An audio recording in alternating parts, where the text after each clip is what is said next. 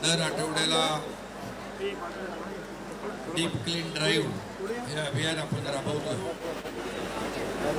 Routine सफाई सुरू आहे, परंतु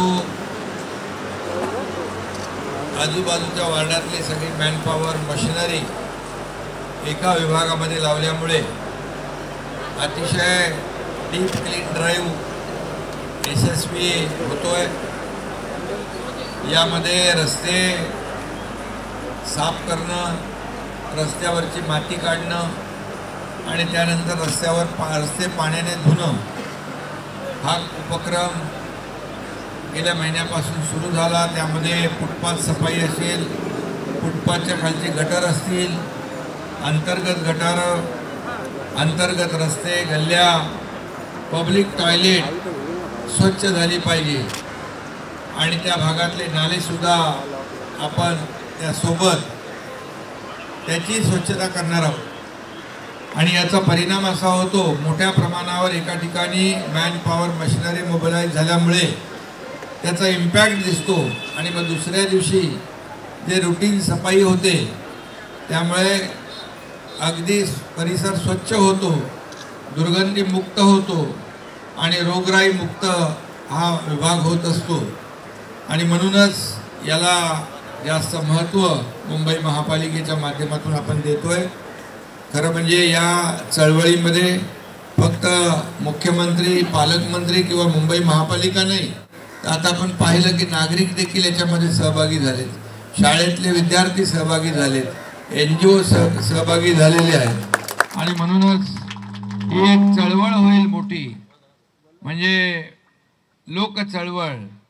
जसं स्वच्छ भारत अभियान देशाचे प्रधानमंत्री मोदी साहेबांनी सुरू केलं, तसंच मुंबईमध्ये देखील हे लोक चळवळ होऊन मुंबईतलं प्रदूषण कमी होणं, मुंबईतली दुर्गंधी कमी होणं, मुंबई पोल्युशन फ्री, स्वच्छ, सुंदर आणि निरोगी होणं, यासाठी आपण हा उपक्रम हाती घेतला आहे। पुढच्या 2-2.5 वर्षामध्ये या मुंबईतले सगळे रस्ते खड्डेमुक्त होणार आहेत।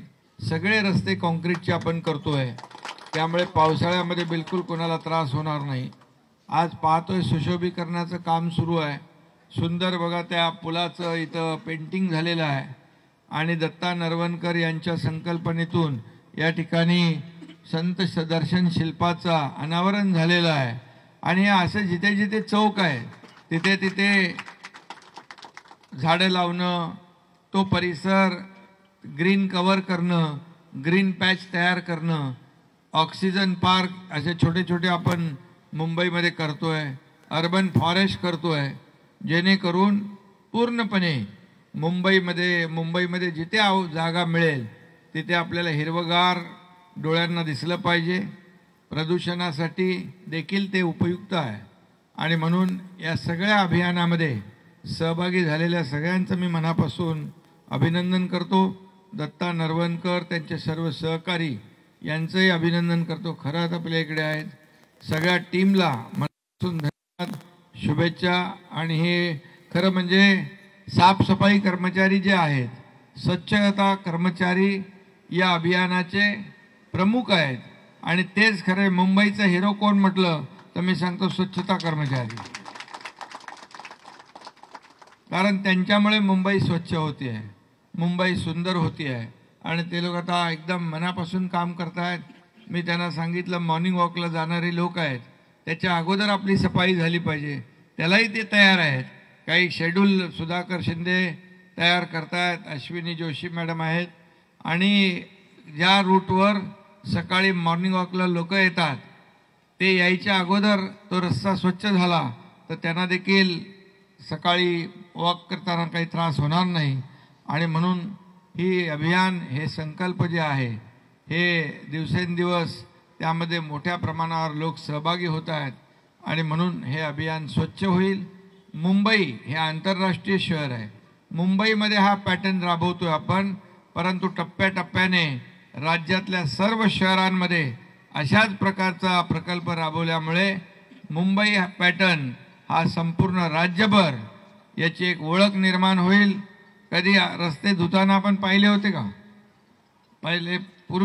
फार पूर्वी रस्ते धुतले जायचे, परंतु आता चहल यांना सांगितलंय अल्टरनेट डे मध्ये एक रस्ता आज धुतला तर परवा पुन्हा तो रस्ता धुतला पाहिजे अशी यंत्रणा आपल्याला लावायची आहे. ती यंत्रणा लावण्याचं काम सुरू आहे आणि म्हणून पुन्हा एकदा मी मनापासून शुभेच्छा देतो आपल्याला. धन्यवाद. जय हिंद, जय महाराष्ट्र.